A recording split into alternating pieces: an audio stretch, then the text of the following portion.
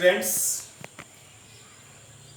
पिछली कक्षा में हम लोग चर्चा कर रहे थे एटम्स और मॉलिक्यूल्स के अंतर्गत लॉज ऑफ केमिकल कॉम्बिनेशंस। उसमें हम लोगों ने चर्चा किया था law of conservation of mass. जो भी केमिकल इक्वेशंस है, laws of chemical conservation of mass को वो भी करते हैं, जैसा कि हम लोगों ने देखा भी था। नेक्स्ट हमारा था लॉ ऑफ कांस्टेंट प्रोपोर्शन। उसमें भी हम लोगों ने देखा था कि कोई भी दो रिएक्टेंट एक निश्चित रेशियो में रिएक्ट करते हैं, और उसमें हमने कार्बन ऑक्सीजन का रिएक्शन भी देखा था, हाइड्रोजन ऑक्सीजन का रिएक्शन भी देखा था, और भी बहुत से एग्जांपल्स हो सकते हैं। जैसे हम देख सकते हैं, एक तीसरा एग्जांपल ले, N2 plus H2 NH3 ammonia. First of all try to balance the chemical equation which is given on the blackboard. तो क्या होगा, इधर H3 है और इधर H2 है,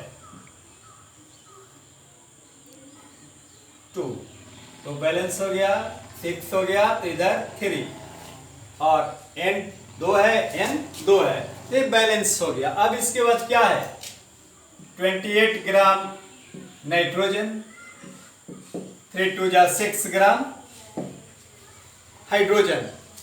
अब ये रेशियो क्या होगा नाइट्रोजन और H2 का, 28/6, दिस इज द 14/3, 14:3 रेशियो में रिएक्ट करेंगे। कहने का मतलब ये हुआ, ये जितने भी लॉ ऑफ कंजर्वेशन ऑफ मास है या लॉ ऑफ कांस्टेंट प्रोपोर्शन है, अभी जिसकी मैं चर्चा कर रहा हूं, ये एक रेशियो में रिएक्टेंट करते हैं। अगर रेशियो रिएक्टेंट का कम बेस हो तो कंप्लीट रिएक्शन नहीं होगा रिएक्टेंट का, कुछ बच जाएगा reactant.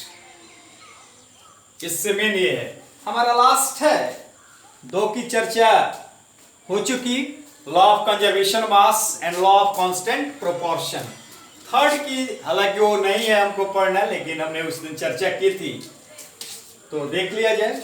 Law of multiple proportion, laws of multiple proportion, laws of multiple proportion.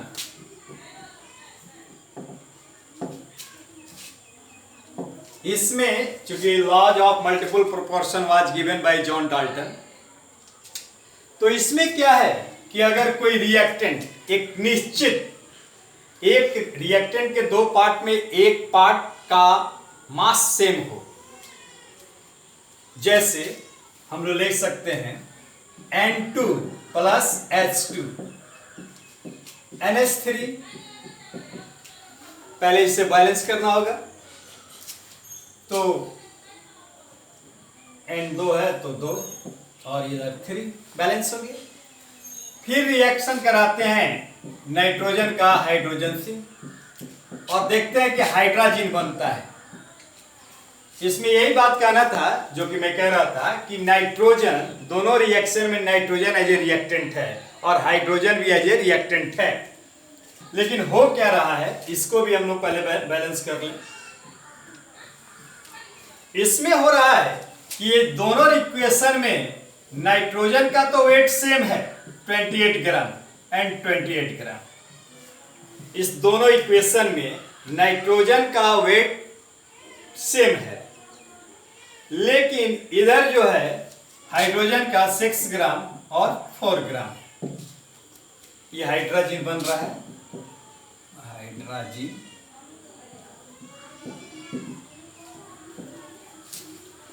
क्योंकि नाइट्रोजन अलग अलग अमाउंट में हाइड्रोजन से रिएक्ट करके अलग अलग कंपाउंड बनाता है।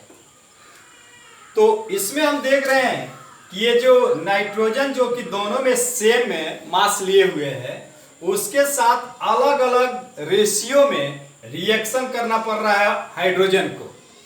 तो इन दो जो रिएक्शन में है, हाइड्रोजन फर्स्ट वाले में और सेकंड वाले में भी हाइड्रोजन, इनका बाई मास जो रेशियो होगा 6/4 यानी 3/2, 3:2 रेशियो, ये एक रेशियो में मिलता है। इसी को बोलता है कि लॉ ऑफ मल्टीपल प्रोपोर्शन। इसमें एक बिल्कुल समान रहेगा, उसका मास एग्जैक्टली समान है। देखिएगा, ये नाइट्रोजन फर्स्ट इक्वेशन में है 28 ग्राम, इधर सेकंड इक्वेशन में है 28 ग्राम, लेकिन यहाँ इधर 3 मोल्स ऑफ हाइड्रोजन और इधर 2 मोल्स ऑफ हाइड्रोजन। निश्चित तौर पर इसका वेट बदलेगा, तो एक निश्चित रेशियो में, मल्टीपल्स के रेशियो में ये रिएक्ट करते हैं और प्रोडक्ट बनाते हैं। अलग अलग तरह के प्रोडक्ट बनेंगे। तो ये रहा simple introduction about laws of chemical combinations. तो इसमें पहला हमारा था laws of conservation of mass, law of constant proportion, दूसरा जो प्राउस्ट के द्वारा दिया गया था, और law of conservation of mass Lavoisier के द्वारा दिया गया था, और थर्ड जिसकी अभी मैंने चर्चा की, laws of multiple proportion was given bye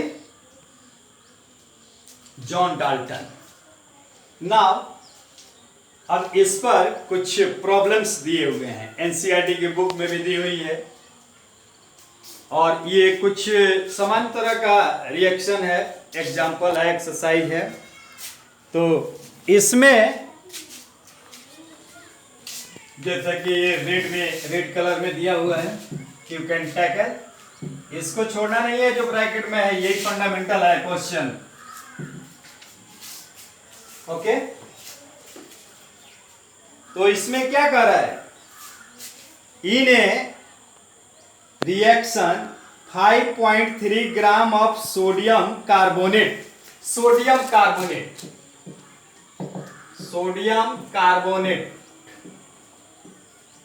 और कितना है 5.3 gram as a reactant is giving. Reactant के रूप में कह रहा है कि सोडियम कार्बोनेट 5.3 ग्राम लिया गया है। Reactant reacted with 6 gram of ethanoic acid, और एक दूसरा रिएक्टेंट है इथेनोइक एसिड, और ये अमाउंट के हिसाब से 6 ग्राम लिया गया है ये रिएक्टेंट। ये दोनों आपस में इनका रिएक्शन हो रहा है। Ethanoic acid, the product were 2.2 gram of carbon dioxide, ये प्रोडक्ट के रूप में कार्बन डाइऑक्साइड निकल रहा है, कार्बन डाइऑक्साइड, इसका मोलिकुलर फॉर्मूला भी लिखा जा सकता था, कार्बन डाइऑक्साइड, ये है 2.2 gram carbon dioxide, 0.9 gram water, water भी है, इसका अमाउंट है 0.9 ग्राम, और तीसरा हमारा रिएक्टेंट के रूप में है सोडियम इथेनोएट,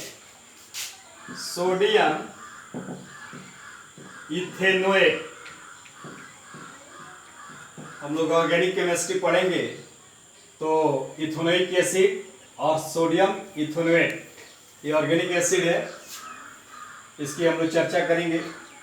ये है 8.2 ग्राम, 8.2 ग्राम। तो this is the chemical reaction between sodium carbonate and ethanoic acid, must important chemical reaction. Sodium carbonate 5.3 ग्राम दिया हुआ है, इथेनोइक एसिड 6 ग्राम दिया गया है। एक रिएक्शन कराने के लिए एज ए रिएक्टेंट के रूप में ये हाजिर है, और प्रोडक्ट के रूप में carbon dioxide 2.2 gram by mass बन रहा है, 0.9 ग्राम वाटर निकल रहा है, और 8.2 gram sodium ethanoate as a reactant, as a product निकल रहा है। तो कहता है कि this obey the rule of law of conservation of mass. तो कहता है कि क्या ये reaction law of conservation of mass को ओबे करता है। तो लॉ ऑफ कंजर्वेशन मास तो यही ना था कि total mass of reactant is equal to total mass of product. तो दोनों तरफ के मास को हम ऐड कर लें और दोनों एक दूसरे के इक्वल आ जाए तो ये तो ओबे करेगा केमिकल इक्वेशन। तो first of all try to calculate total mass of reactant. यहां किसी तरह की मोलिकुलर फॉर्मूला लिखने की जरूरत नहीं है इसमें, क्योंकि अभी तो आपको सिंबल भी नहीं पता है। पता है अकॉर्डिंग टू सिलेबस सिंबल की बात चर्चा होगी इसके बाद। तो क्या है, सोडियम कार्बोनेट 5.3 ग्राम है और ये 6 ग्राम, तो हमारा क्या होगा 11.3 ग्राम मास ऑफ रिएक्टेंट। अब देख लेते हैं इधर प्रोडक्ट का total mass of product. Total mass of product तो क्या होगा 2.2 ग्राम प्लस 0.9 ग्राम प्लस 8.2 ग्राम 2 11 12 13 3 4 11.3 ग्राम। तो देख रहे हैं कि मास ऑफ रिएक्टेंट 11.3 ग्राम है और mass of product also 11.3 gram. तो we can say that this chemical reaction obey the law of conservation of mass. इस तरह से कर सकते हैं। नेक्स्ट क्वेश्चन है आपका, दूसरा क्वेश्चन इसमें है, ये क्वेश्चन एक भी छोड़ना नहीं है, one by one, because in this book question number of questions are limited and very important. कहता है कि the hydrogen and oxygen combined to ratio of 1:2 by mass। Question number 2 है H2 plus O2 that is H2O। first of all try to balance, तो 2 2 कहता है कि 1:8 ratio by mass के combine करते हैं। What mass of oxygen gas would be required to react completely with 3 gram of hydrogen gas. कहता है कि 3 ग्राम हाइड्रोजन गैस को कंप्लीटली रिएक्ट करने के लिए कितने ग्राम ऑक्सीजन की जरूरत होगी। What mass of oxygen gas would be required, ये दिया हुआ है कि 1:8 में तो रिएक्शन होता है ये, लेकिन अगर दिया हुआ है कि ये 3 ग्राम ऑक्सीजन को 3 ग्राम हाइड्रोजन को जलाना है, यहां तो जलाने का काम हो रहा है, तो कितने ग्राम मास ऑफ ऑक्सीजन की जरूरत होगी। तो first of all we can balance the chemical equation. Now write 4 gram 32 gram और यही दिया हुआ है कि 4/32 1/8 1:8 रेशियो जो बताया गया क्वेश्चन में। तो यहां कह रहा है कि 4 ग्राम हाइड्रोजन को जलाने के लिए 32 ग्राम ऑक्सीजन की जरूरत है। यूनिटरी मेथड से वी कैन कैलकुलेट। ओके, तो 4 gram hydrogen react with 32 gram of oxygen, इसलिए 1 ग्राम ऑफ हाइड्रोजन तो 32/4 और इसलिए 3 gram of hydrogen react with 3 × 32/4। 8 4 जा 32, 8 3 जा 24 ग्राम ऑफ ऑक्सीजन। ऑक्सीजन का 24 ग्राम चाहिए। कंप्लीटली रूप से 3 ग्राम हाइड्रोजन को जलाने के लिए 24 ग्राम ऑक्सीजन चाहिए। This is the numerical, basic numerical, इस पर आधारित अभी बहुत से होंगे। आगे हमारा पढ़ने का कंटेंट्स है एटम। और इस दिन भी मैंने कहा था कि atom is the smallest particle of an element which cannot found in free state but takes in chemical reaction, takes part in chemical reaction. तो अगले क्लास में हम लोग इसकी चर्चा करेंगे, लेकिन उसके पहले आपको कम से कम जितने दिए हुए हैं हो सके तो 108 118 एलिमेंट्स का सिंबल है, जैसा कि आपके बुक में भी दिया हुआ है कुछ का, तो मैक्सिमम हो सके तो 70-75 या जितना हो सके आपसे मोर देन 50 याद करिए सिंबल। मॉडर्न जैसे मैंने लिखता हूं, क्लास में कभी कभी बताया है आपको कि हाइड्रोजन का H है,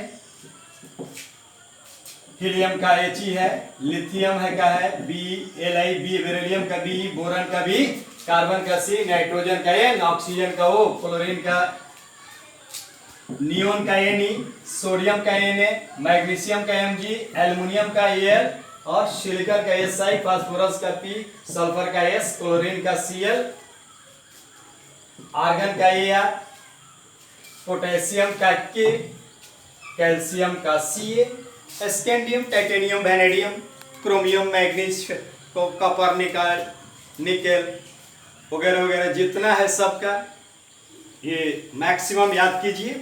next day we will talk about in details. Okay, thanks.